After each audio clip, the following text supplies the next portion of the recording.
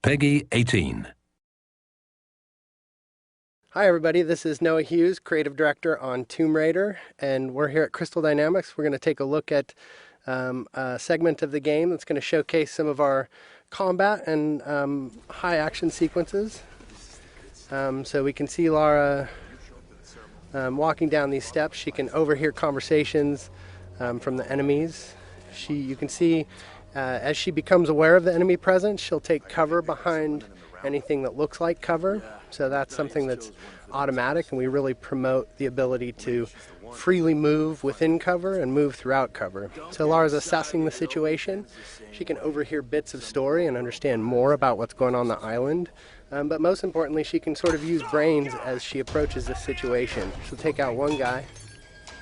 We can see that the enemies are reacting, so they're creating cover for themselves, reacting to her situation. Another guy's trying to flush her out of cover with the Molotovs.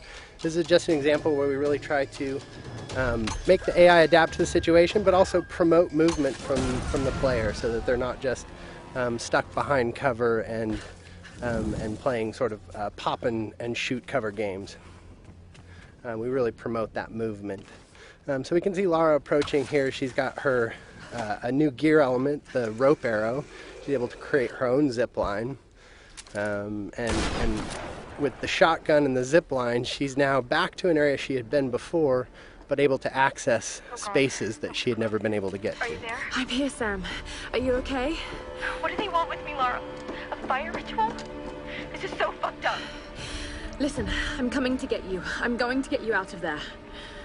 Please, please help me, Lara. I promise. I promise, Sam. Hey, she just... Oh no! Sam! No! Sam! Help me! Stay away from her, you bastard! Stay away!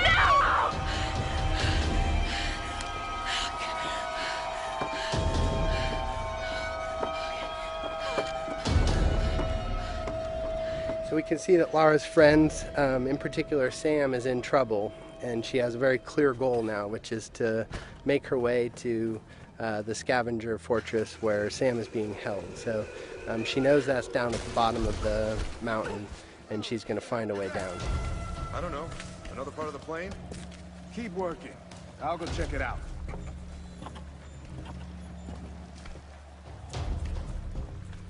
Again, often the best strategy is to sort of assess the situation before you jump in with guns blazing. Of course, you're always welcome to just open fire, but the game really promotes sort of that tactical approach in some situations. So Lara's able to wait till she has a clear vantage of the situation without being spotted by the enemies. She sees an opportunity in the fire, and she's able to open combat by really decimating the enemies with the environmental opportunities and then finishing off any stragglers. Now, last time we showed this space, we took the left route, and this is just an example of a forked path where you can see them coming up the path that we would have come down naturally. But because Lara's observant and she's taking advantage of her traversal in the environment, she can get the drop on these guys in a way that you may not if you weren't necessarily utilizing traversal to progress, and keeping your eyes open for those opportunities. So again, Lara using the barrels as part of the environment to sort of create chaos within the enemy AI and take advantage of that chaos. So again, Lara just not necessarily being all about the biggest firepower, but really trying to use a tactical approach to combat.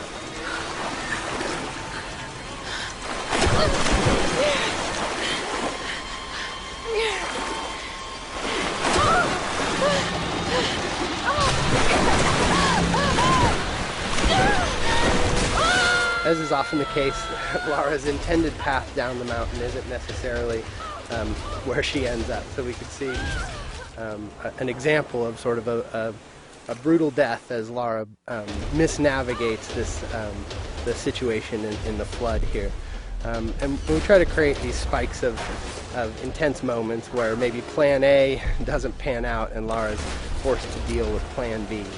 You can see her shooting out barriers with the shotgun. This is another example of us trying to use gear acquisitions as something that provides new skills in the environment beyond just combat.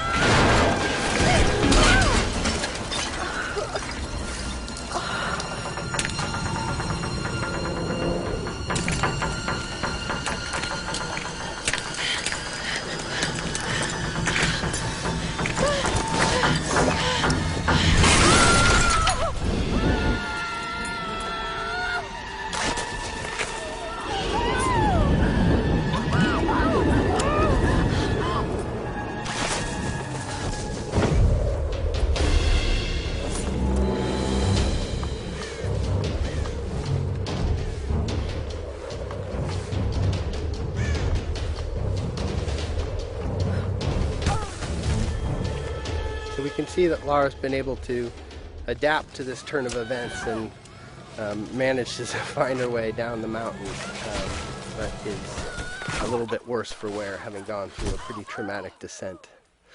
So we see Lara sort of shaken from the experience, and ultimately this is really just awakening injuries that have started since the beginning of the game. You can see her side is already bleeding from experiences she had when she first washed up on the island, and that's just been made worse by her traumatic descent. And so we're sort of introduced to this new space. This is the scavenger town, and up on the mountain you can see the ancient palace, which has been fortified by the scavengers, and really that's where Lara thinks Sam is being held. And so her goal, Sam and the others, so her goal is to really make her way into that palace. But you can see that she really is sort of feeling the effects of the fall, and as she stumbles her way into this new space, we realize that Lara is indeed worse for wear and has limited traversal capabilities. So you can't necessarily climb from roof to roof like you might if you were in the best of health. So Lara is really forced to sort of in a position of vulnerability to sneak her way towards the medical chopper that she saw, and hopefully find some supplies that are going to help her deal with her current situation. I don't know what you're talking about. Please. You are lying. I know you escaped with them. Please. I don't. I need to loosen your tongue. Tell me! So we can take a moment to overhear some of the story. That's always optional, but we try to infuse a lot of the environments with some of the backstory, and that's actually foreshadowing something that will come up a little bit later in the story. So we make our way through this grotesque tunnel, again trying to get to this medical chopper in hopes of dealing with our injuries, but really trying to take a cautious approach and stay away from these nasty scavengers. We're starting to sort of get into the heart of it. This is Lara's journey into the belly of the beast, so to speak, and we really see her sort of having to engage in direct conflict in ways that she hasn't up until this point in the game. So we can assess the situation. The guy on the top was a threat. We see an opportunity with a barrel to soften up the enemies here, but this is an example of a trap. Lara stepped in the wrong place and ended up strung upside down, and that's us just trying to keep the player on edge. We have the enemies, the scavengers, really having a presence on the island here, almost a guerrilla approach to combat, where they sort of take advantage of their home court.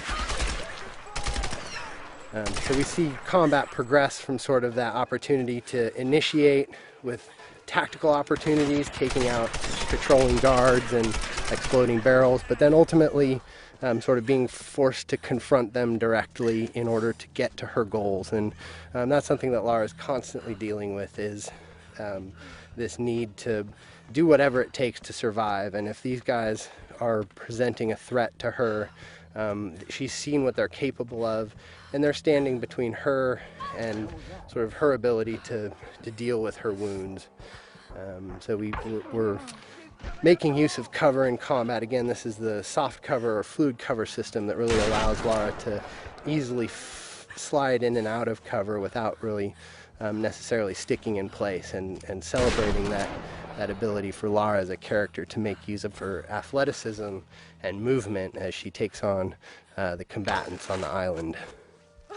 So with our piece of gear, our rope arrow, we've been able to pull our way into the crash chopper here, which is where Lara hopes to find something to deal with her injuries.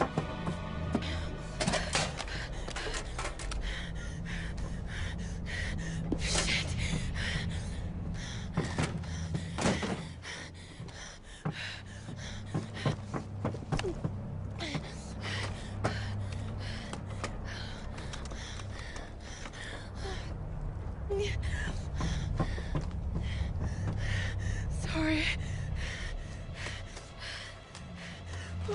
All right, thanks everybody for joining us today. Stay tuned. We'll have some more things to show you down the road, but I hope you enjoyed our traversal down the mountain into Scavenger Hub today, and some more glimpses into our combat systems.